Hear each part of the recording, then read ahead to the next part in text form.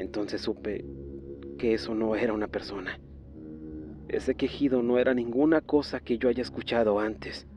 ¿Un animal? ¿Un bromista? No, eso no era de este mundo. Nunca he contado esto a nadie, que no fuera mi familia, y a 2 o 3 amigos muy cercanos. Llegué a vivir a este fraccionamiento en Tijuana en el 2015, y desde entonces nunca he tenido muy buena relación con mis vecinos. Los considero algo antipáticos. Quizás sea eso por lo que nunca les he contado nada, porque sé que no me van a creer y se van a reír. Pero si escuchan esto, quiero que sepan que esto ocurrió en la Sánchez Taboada. Un año después de llegar a esta casa, conocí a una señora de la calle a la que llamaré Mónica para proteger su nombre real. Esta solía pasar muy de vez en cuando a mi casa, a pedir algo de comida o agua.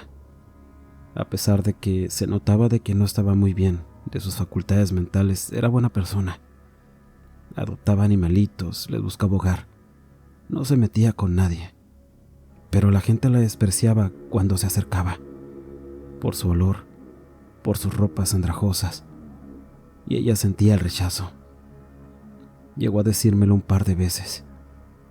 Mónica alguna vez me comentó que le hubiera gustado tener una amiga, una compañera que la acompañara. La verdad es que nunca hablé mucho con ella. Solía contarme cosas de repente. A veces ni siquiera me daba chance de contestarle. Siempre desde que la conocí había sido bastante desesperada. En cuanto le daba el vaso con agua o la comida, se iba. Un día por la mañana llegó a mi casa otra vez. Traía con ella un tipo de maniquí femenino, color carne, muy sucio y en muy mal estado, con la cara desgastada, con esa típica expresión vacía. Lo tenía amarrado a su espalda. Ni siquiera le pregunté por él. Solo le di un vaso con agua. Me agradeció y se fue. Pero me llamó mucho la atención que al irse, dijo algo mientras se alejaba poco a poco de mi casa. «Cállate ya. Me estás volviendo loca. Voy a tirarte al barranco, ¿entiendes? Más vale que te calles». Después de ese día jamás volvió a pedirme nada. La veía pasar por la colonia y otras veces nos la topamos mi esposo y yo, caminando sola por la calle a altas horas de la noche, siempre con ese sucio maniquí, hablando sola. Hasta aquí cualquiera podría pensar que era un simple caso de demencia, pero no estábamos tan seguros de eso. Dejamos de verla un tiempo hasta que mi esposo se la encontró a unas calles de la fábrica donde él trabajaba. Él iba saliendo del trabajo. Esa vez se había quedado hasta la 1 de la madrugada, y cuando llegó a casa lo noté raro. Me dijo que se había encontrado con Mónica, sentada en una banca en un punto de taxis completamente sola, peleando a gritos con ese maniquí. Estacionó el carro de frente a ella en la banqueta para saludarla y darle una bolsa con burritos que no se había comido, y que en ese justo momento vio que el maniquí giró su cabeza y lo miró fijamente a los ojos. Entonces él rápido bajó la mirada de miedo. No supo qué sentir, así que encendió el carro y se fue. Ni siquiera metió el carro a la cochera cuando llegó. Me juró que lo que había visto era real, y la verdad es que sí lo noté muy asustado. Semanas después la vimos en una gasolinera sola, pidiendo comida a la gente que comía en una taquería ambulante. Sinceramente nos dio mucha lástima. Y aprovechando el momento, nos estacionamos en la calle. Le compramos una orden de tacos y le preguntamos por su maniquí. No esperábamos nada malo. Tal vez lo tiró por ahí porque esa vez no lo traía, pero nos dijo que lo había tirado al barranco, porque era malo. Había empezado a querer deshacerse de él, en cuanto éste le pidió que lo llevara a una casa donde hubiera un niño. Para ser más exactos, un bebé, y que lo dejara ahí, pero ella siempre se negó a hacerle caso, a pesar de las amenazas que ella decía que el maniquí le hacía, porque sabía que sus intenciones no eran buenas y no eran de Dios. No quería dejarlo en cualquier lugar. Imaginaba que en cualquier momento alguien le haría caso y lograría entrar en alguna casa. Por eso no lo abandonaba. De alguna manera creo que ella sentía que era una especie de guardián. Pero un día no aguantó más. Lo hizo pedazos y lo tiró al barranco para que se pudriera. Nos dijo que desde ese día había estado teniendo pesadillas, donde corría por toda la ciudad a oscuras y una sombra negra la seguía sin descanso. Pero cuando la sombra estaba casi por alcanzarla, despertaba. Nos dijo que no había dormido en días. Y sí era cierto, tenía unas ojeras muy marcadas y la vimos más flaca de lo que ya era. A pesar de todo, no le encontramos mucho sentido a lo que nos dijo, así que le dimos algo de dinero y nos fuimos. A los 7 días, mi esposo se enteró por uno de sus amigos que habían encontrado el cuerpo agarrotado de una mujer en un callejón, con los ojos abiertos y completamente en blanco. La expresión en su cara era como si hubiera muerto de un susto. Le describieron a Mónica de pies a cabeza. Era ella sin duda. Cuando me contó a mí, no hice más que pensar en toda la noche todo lo que nos había dicho esa pobre mujer. Si lo que nos dijo era verdad, y si esa sombra enorme, oscura, que ella decía que la seguía en sus sueños, por fin había terminado por alcanzarla, y eso había sido la causa de su fallecimiento.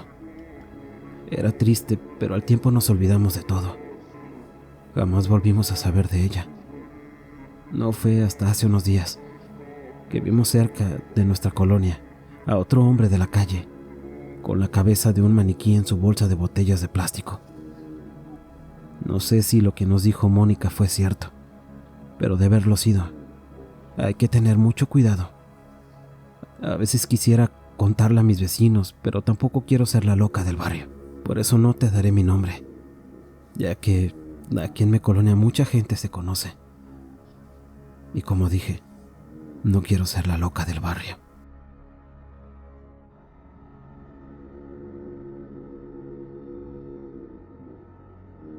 Cuando llegamos a esta casa en la colonia Guaymas Norte, en Guaymas, casa donde todavía vivimos, conocimos a la familia que había vivido aquí antes que nosotros. Ellos directamente le vendieron la casa a mi papá. Y sé de muy buena fuente que el hijo menor de esa familia estaba muy enfermo. Y fue esa la razón por la que habían vendido la casa. Necesitaban el dinero para atender al pobre pequeño. Perdón por no dar mi nombre.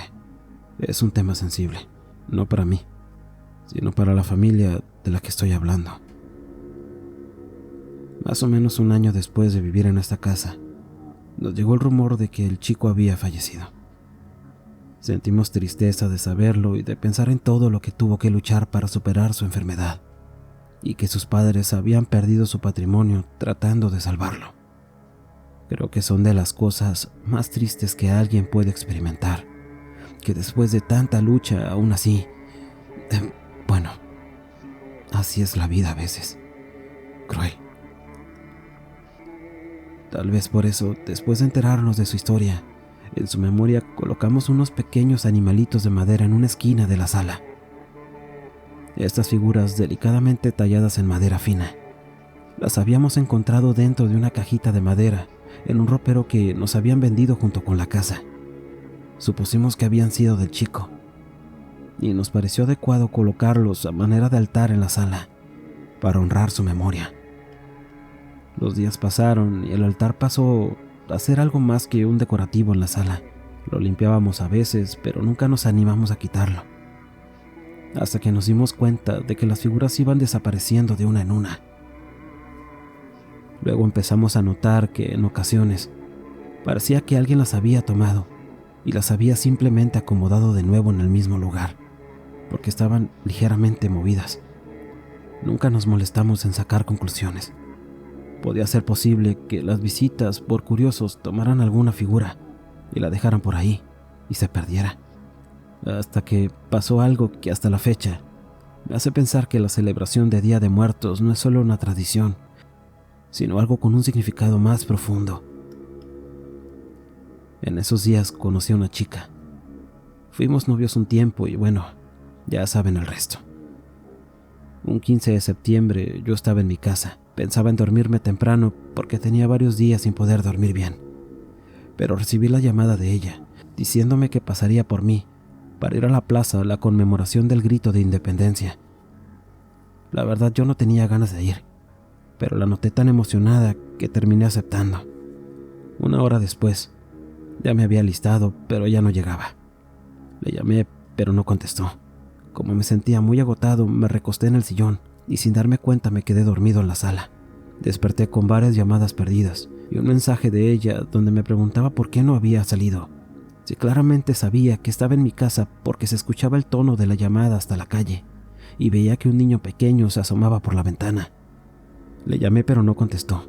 No sabía de qué hablaba. Hasta pensé que se había equivocado de domicilio.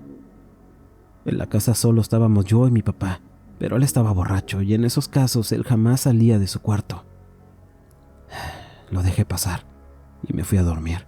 En la mañana le llamé y le pedí disculpas y le pregunté sobre lo que había visto en mi casa.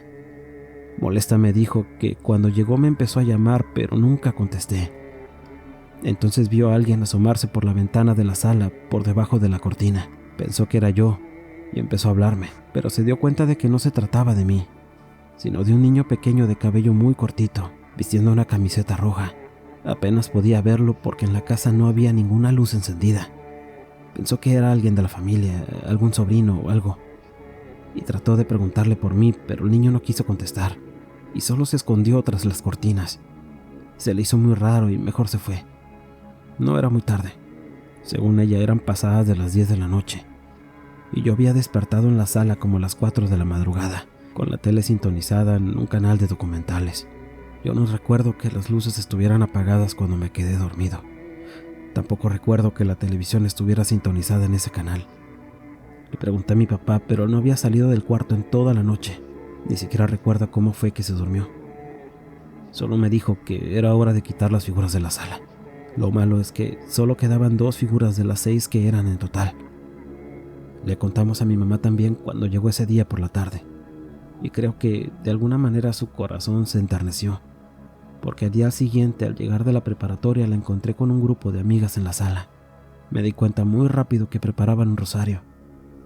Me encerré en el cuarto y ya no salí hasta la hora de cenar, pero nadie tocó el tema del rosario o la ceremonia durante la noche.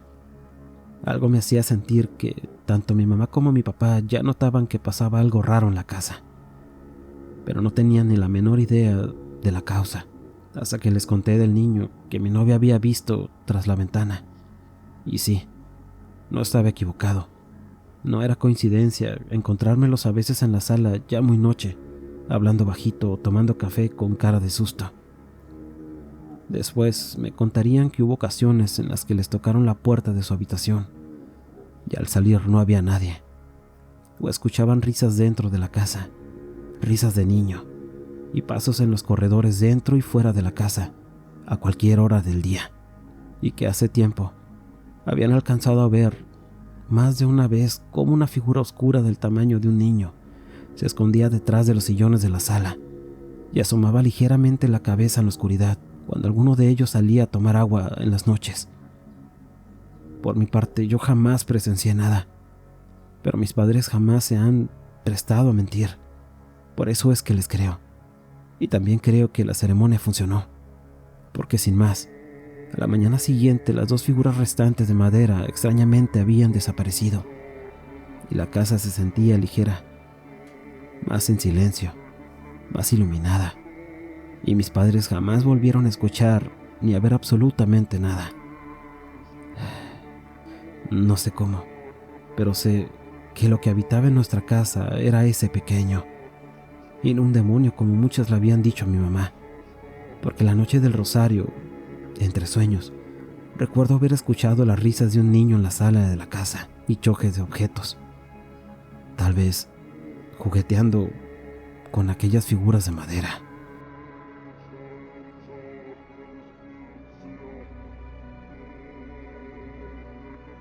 Buenas noches, me llamo Ignacio. Trabajo en una fábrica en el estado de Tijuana. Por razones de tiempo tomé el turno de la tarde, entrando de 4 p.m. hasta la 1 de la madrugada. Vivo en Altiplano, una colonia donde, a pesar de que los alrededores ya son calles pavimentadas, Mi calle y algunas aledañas siguen siendo de terracería, y debido a la falta de seguridad y alumbrado público, nadie entra en estas calles una vez que el sol se ha escondido, a menos que sean gentes que viven aquí mismo. Un día como cualquier otro, terminé mi turno y tomé el transporte de la fábrica que me llevaba a mi casa. Me puse mis audífonos y esperé llegar. 40 minutos después ya estaba bajando del camión. Como cualquier madrugada del mes de enero, hacía mucho frío. El aire que corría hacía que los dedos de mis manos me dolieran. Abroché mi chamarra y subí la calle de terracería que daba la bienvenida a mi cuadra. A pasos largos avancé por el desolado camino, porque como era de esperarse, ningún alma transitaba esas calles. Fue al doblar la calle cuando lo vi. Un señor de aspecto descuidado y sucio, que venía bajando por la siguiente cuadra. No le di mucha importancia y seguí caminando.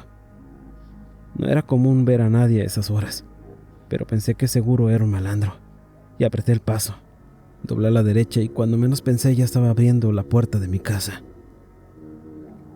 Al día siguiente bajé del mismo camión, cansado.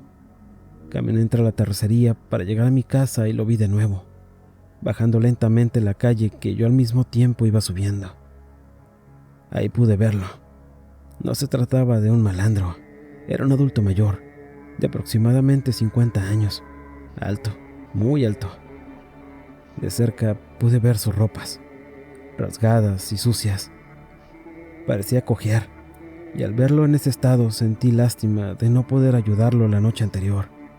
Tal vez pude darle algo de comer o darle del café que nunca me terminaba. Imaginaba que era de esas personas que suelen buscar entre la basura, metal o plástico, para vender a las recicladoras, pero no vi que cargar una bolsa o algún saco, hasta que nos topamos de frente, y sin detenerse me pasó por un costado.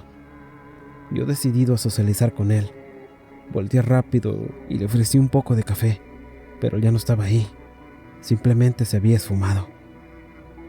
No había para dónde hacerse, era una calle recta, sin callejones. Era prácticamente imposible que pudiera esconderse o tomar una ruta alterna. Tengo que confesar que sentí un escalofrío desde mi nuca hasta la planta de mis pies. Un poco sacado de onda apreté el paso a mi casa y le comenté a mi señora lo que había pasado. Y vencido por el sueño, me dormí hasta las 2 de la tarde. En la madrugada siguiente bajé del camión y tomé el camino de terracería. Sentí un extraño miedo, pero no me quedaba de otra. Sentí un malestar en mi pecho, pero tenía que tomarlo con calma. Así que emprendí la marcha, pero poco me duró el gusto, porque subiendo lo pude ver de nuevo. Pero esta vez el aire era extrañamente diferente. No sentía el mismo clima de siempre. Ahora el frío calaba en mis fosas nasales. El aire corría manso y en total silencio. No voy a mentir. Otra vez un escalofrío recorrió desde mi espalda y paralizó mis piernas en segundos. Hacía mucho frío de repente. Tenía miedo, pero no podía simplemente salir corriendo. Sería ilógico pensar que se trataba de algo sobrenatural. Después de todo, sería solamente mi imaginación por lo que pasó el día anterior o por ver tantas películas de terror. Respiré hondo. Sentí el aire helado congelando mi nariz, pero apreté mis dientes y seguí caminando. Y ahí estaba otra vez, aquel hombre, bajando por la calle que yo al mismo tiempo debía de subir. En cada paso, lo que me esforzaba en pensar que era una simple persona, se acercaba más y más. Empecé a tomar valor sabiendo que estaba casi por doblar la calle. Entonces podía salir corriendo como alma que llevaba el diablo. Pero esa brisa mansa llegó a mis oídos, y lo recuerdo tanto como si hubiera sido ayer. Un dejo de tristeza y terror invadió por completo mis sentidos. Entonces supe que eso no era una persona. Ese quejido no era ninguna cosa que yo haya escuchado antes. ¿Un animal? ¿Un bromista? No, eso no era de este mundo. Corrí tan rápido que poco me importó lastimar mis dedos de los pies con esas desgastadas botas de casquillo que llevaba. Casi a 4 patas, como un animal, llegué a casa y de un salto brinqué las rejas. Los perros de mi vecino despertaron a mi señora, quien rápido abrió la puerta. No podía pensar en nada, solo en que esa cosa no me hubiera seguido. Pero tomando grandes bocanadas de aire logré tranquilizarme y contarle de nuevo a mi señora sobre la madrugada anterior, solo que esta vez sabía que no era ningún malandro o vagabundo. Después de un rato todo se puso en calma. No se habló más del tema. Me sentía cansado y me quedé derrotado sobre la cama algunos minutos después. Cuando desperté por la mañana mi señora no estaba. Había llevado a mi hija a la primaria. Después de un rato escuché unos toquidos en mi puerta. Era Jorge, mi vecino. Me preguntó por el escándalo que había hecho anoche, que si estaba bien. Le dije que sí, sabiendo que si le decía la verdad no me creería. Fue entonces cuando me dijo algo que me heló la sangre, en pleno sol mañanero. Viejo, te venían siguiendo, ¿verdad? Tranquilo, anoche te vi brincar las rejas de tu casa. Desde mi techo pude ver cómo corrías por la calle. Entonces bajé rápido y solté a mis perros. Pero cuando salí al patio ya estabas dentro de tu casa. Y el malandro que te venía siguiendo también se había ido. Jorge dijo más cosas, pero no las escuché. Mi corazón casi se sale de mi pecho por pensar que de haber dejado de correr, esa cosa me hubiera alcanzado. Y quién sabe qué hubiera sido de mí.